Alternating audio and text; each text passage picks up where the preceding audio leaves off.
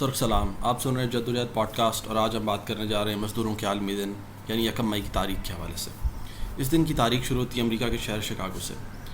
امریکہ کی civil war کے بعد امریکہ میں بہت تیزی سے صنعت پھیل رہی تھی اور شکاگو ایک صنعتی شہر بن کے ابھر رہا تھا، جہاں دوسرے ممالک سے بھی مزدور روزگار کی تلاش میں آ رہے تھے۔ لیکن اس دور میں مزدوروں کے حالات کار اور اوقات کار بہت ہی سخت تھے۔ مزدوروں سے 16 گھنٹے کام لیا جاتا تھا اور صرف $1 یا $1.5 ان کی دہاڑی ہوا کرتی تھی۔ اس کے علاوہ اگر کوئی مزدور بیمار ہو جائے یا اس کی موت ہو جائے تو اسے کوئی معاوضہ، کوئی طبی سہولیات بھی فراہم نہیں کی جاتی تھی، اور مزدوروں کا کوئی پرسان حال نہیں تھا۔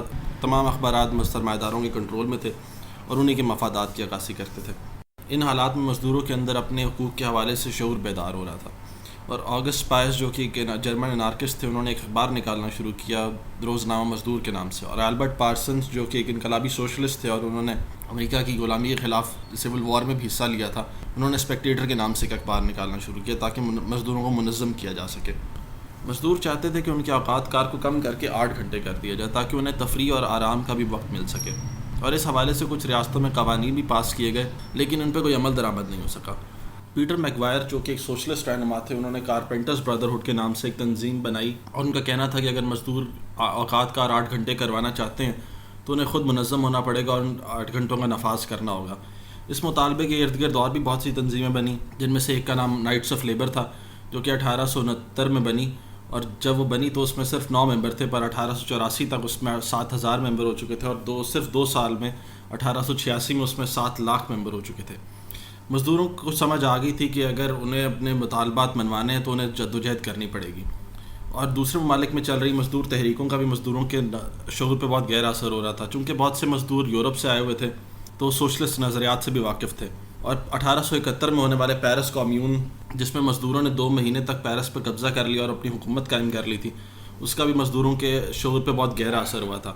1884 میں federation of organized trades and labour unions کا کنونشن منعقد ہوا، جس میں یہ قرارداد منظور کی گئی کہ 1886 1 مئی کو پورے ملک میں مزدور عام ہڑتال کریں گے اور 8 گھنٹے قانوناً اوقات کار ہوں گے۔ 1 مئی 1886 کا دن آیا اور پورے ملک میں 1,90,000 مزدوروں نے ہڑتال کی۔ صرف شکاگو میں 80,000 مزدوروں نے ہڑتال کی، نیو یارک میں 10,000، ڈیٹرائٹ میں 11,000، اور 1.5 لاکھ مزدوروں کے تو ہڑتال سے پہلے ہی مطالبات منظور کر لیے گئے۔ 40 سے 45,000 پیکنگ ہاؤس کے مزدوروں کے شکاگو میں مطالبات منظور کر لیے گئے اور ان کے اوقات کار کو کم کر دیا گیا، اور یہاں تک کہ ان کی دہاڑیوں میں بھی اضافہ کیا گیا۔ 3 مئی کو 3,000 مزدور جو کہ 8 گھنٹے اوقات کار کے لیے احتجاج کر رہے تھے، میکارمک ریپر پلانٹ کے 1400 مزدوروں سے ملنے گئے، جنہیں فروری کے مہینے سے فیکٹری سے باہر نکالا گیا ہوا تھا، اور وہ 3 مہینے سے وہاں احتجاج کر رہے تھے، اور ان کی جگہ 300 مزدوروں کو رکھ لیا گیا تھا۔ جب وہ پہنچے تو 300 مزدور کام ختم کر کے فیکٹری سے باہر آ رہے تھے، تو سب مزدوروں نے آگے بڑھ کے ان کے خلاف احتجاج کرنے کی کوشش کی تاکہ انہیں احساس دلائیں کہ وہ ہڑتالیوں کے ساتھ ملیں اور ان کا ساتھ دیں۔ لیکن اسی وقت 200 پولیس اہلکار جو وہاں موجود تھے وہ آگے بڑھے اور انہوں نے مزدوروں پر فائرنگ شروع کر دی، جس میں سینکڑوں مزدور ہلاک ہو گئے اور متعدد زخمی ہو گئے۔ مزدوروں نے فیصلہ کیا کہ وہ اس ظلم کے خلاف احتجاج کریں گے۔ رات 8 بجے 3,000 مزدور ہے مارکیٹ سکوائر میں ایک پرامن احتجاج کے لیے اکٹھا ہوئے۔ ایک ویگن پہ چڑھ کے آگسٹ پائز، البرٹ پارسنز اور سیموئل فیلڈن نے ان سے خطاب کیا۔ شہر کا میئر کارٹر ہیریسن بھی وہاں موجود تھا اور اس نے تمام تقاریر خود سنی۔ 10 بجے تک بارش شروع ہو گئی اور مزدوروں نے گھروں کو جانا شروع کر دیا۔ کچھ 100 مزدور ہی بچے تھے۔ کارٹر ہیریسن نے جاتے ہوئے انسپیکٹر جان بونفیلڈ، جو وہاں 400 پولیس اہلکاروں کی نفری لے کر کھڑا تھا، اسے کہا کہ احتجاج بالکل پرامن ہے اور اس میں دخل دینے کی کوئی ضرورت نہیں ہے، پر جان بونفیلڈ نے اس بات کی پرواہ نہ کی اور آگے بڑھ کے مزدوروں کو احتجاج ختم کرنے کو کہا۔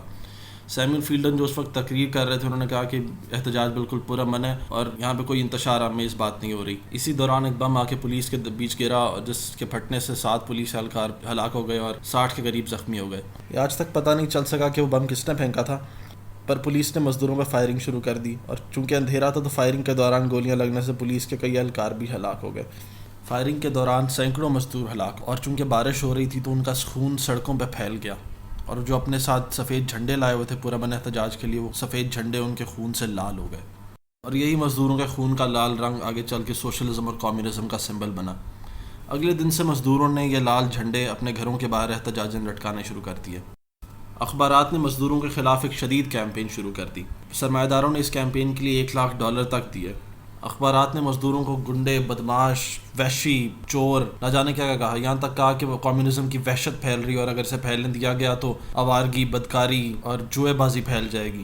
کچھ اخبارات نے تو مہاجر مزدوروں کو بھی اس کا ذمہ دار ٹھہرایا اور کہا کہ ان جانوروں کو چابک مار مار کے ان کے یورپی جنگل میں واپس بھیجو۔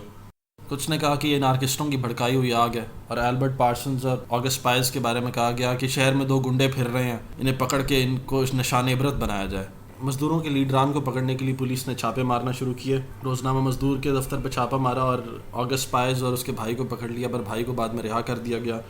اس کے علاوہ Albert Parsons, George Engel, Oscar Neebe, Samuel Fielden, Michael Schwab, Adolph Fischer اور لوئس لنگ کو پکڑا گیا۔ ان 8 کے خلاف ایک جھوٹا مقدمہ بنا کے قانونی کارروائی شروع کی گئی اور 3 ہفتے لگا کے ایک ایسی جوری بنائی گئی جس میں چن کے ایسے لوگ رکھے گئے جن کو مزدوروں سے کوئی ہمدردی نہ ہو۔ مثلا جوری کا فورمین مارشل فیلڈ اینڈ کو کا چیف سیلز مین تھا۔ اس کے علاوہ باقی جوری ممبرز بھی اسی قسم کے بیک گراؤنڈ سے تعلق رکھتے ہیں۔ ملزمان کے خلاف کوئی ٹھوس ثبوت تو موجود تھا نہیں۔ پروسیکیوشن نے ایک فلائر پیش کیا تھا کورٹ میں صرف۔ پروسیکیوٹر گرینل کا کہنا تھا کہ یہ لوگ ان کو فالو کرنے والے ہزاروں لوگوں سے کوئی زیادہ بڑے گنہگار نہیں ہیں، پر اگر ہمیں اپنے اداروں کو بچانا ہے تو ان کو سزا دے کے مثال قائم کرنی پڑے گی۔ جج گیری نے بھی انصاف کے تقاضوں کی کوئی پرواہ نہ کی اور 7 ملزمان کو موت کی سزا سنائی اور 1 کو 15 سال قید کی سزا سنائی۔ کرمنل لاء میں تب تک موت کی سزا یا کسی بھی جرم کے لیے جو سب سے سویر سزا ہوتی ہے وہ تب تک نہیں سنائی جاتی جب تک جرم تمام شکوک و شبہات کے بغیر پروو نہ ہو جائے، پر جب سرمایہ داروں کے مفادات کی بات ہو تو کسی اصول کی پرواہ نہیں کی جاتی۔ ملزمان نے اپنے دفاع میں کورٹ میں تقاریر بھی کیں۔ آگسٹ پائز کا کہنا تھا کہ اگر آپ کو لگتا ہے کہ ہمیں پھانسی دے کر آپ مزدور تحریک کو دبا سکتے ہیں، وہ تحریک کی جو دنیا کے لاکھوں مظلوم محنت کشوں کو مانگ اور اجرتی غلامی سے نجات کی امید دیتی ہے، تو ہمیں ضرور پھانسی دیجیے، پر یہ یاد رکھیے کہ آپ صرف ایک چنگاری کو بجھا رہے ہیں۔ آنے والے وقتوں میں شعلے بھڑکیں گے جنہیں آپ بجھا نہیں سکتے۔ ایک وقت آئے گا کہ جب ہماری خاموشی بھی ان آوازوں کہ جن کا آج آپ گلا گھونٹنے کی کوشش کر رہے ہیں ان سے زیادہ زوردار ہوں گی۔ ان کی سزاؤں کے خلاف مختلف ممالک میں مظاہرے بھی ہوئے اور نامور شخصیات جن میں فریڈرک اینگلز، کارل مارکس کی بیٹی ایلنر مارکس، ولیم مورس، آسکر وائلڈ وغیرہ نے ان کی سزاؤں کے خلاف اپیل بھی کی کہ انہیں معاف کر دیا جائے۔ اس سلسلے میں گورنر جان آلٹجیلڈ نے سیموئل فیلڈن اور مائیکل شواب کی سزاؤں کو سزائے موت سے بدل کے عمر قید کر دیا۔ اگلے گورنر رچرڈ آگلیسبی نے عمر قید کی سزائیں بھی معاف کر دی ہے اور پبلکلی یہ اعتراف کیا کہ اس کیس میں انصاف کے تمام تقاضوں کو پامال کیا گیا۔ 11 نومبر 1877 کو August pies, Albert Parsons, اڈولف Fischer اور جارج اینگل کو پھانسی دے دی گئی۔ ان سے کسی کو ملنے کی اجازت بھی نہیں دی گئی۔ لوسی پارسنز جو کہ ایلبرٹ پارسنز کی بیوی تھی ان سے ملنا چاہتی تھیں پر انہیں بھی اجازت نہیں دی گئی۔ لوسی پارسنز خود بھی ایک سوشلسٹ انقلابی تھیں جو سول وار کے بعد غلامی سے آزاد ہوئی تھیں، وہ ایک افریقن امریکن تھیں۔ ان کے بارے میں FBI کا کہنا تھا کہ یہ خاتون 1000 دنگے بازوں سے زیادہ خطرناک ہے۔ لوئس لنگ نے پھانسی سے 1 رات پہلے ہی اپنے منہ میں ڈائنامائٹ رکھ کے پھاڑ لیا۔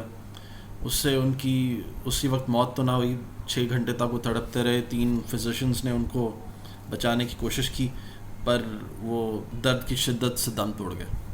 آرتھر ہنری جو کہ ایک کارٹونسٹ تھے، انہیں آرٹ ینگ بھی کہا جاتا تھا، وہ ڈیلی نیوز کے لیے اسکیچز بنایا کرتے تھے کیونکہ اس دور میں کیمراز کا اتنا استعمال نہیں تھا، تو اخباروں کے لیے اسکیچز بنائے جاتے تھے اور ان اخباروں میں اسکیچز چھپتے تھے۔ انہوں نے یہ سارے واقعات اپنی آنکھوں سے دیکھے تھے۔ وہ لکھتے ہیں کہ اس دن پورے شہر میں ایک عجیب سا عالم تھا جیسے کوئی قیامت گزر گئی ہو۔ جیل کے پولیس اہلکار بھی اس قدر ذہنی اذیت کا شکار تھے کہ پھانسی کے بعد وہ دن کے وقت شراب خانوں میں شراب پی رہے تھے۔ وہ لکھتے ہیں کہ ان کی پھانسی کے بعد مجھے ایک پبلشر نے ایک میگزین کا کور بنانے کے لیے کہا جس کا ٹائٹل تھا کہ انارکی کے اوپر انصاف کی فتح ہوئی ہے۔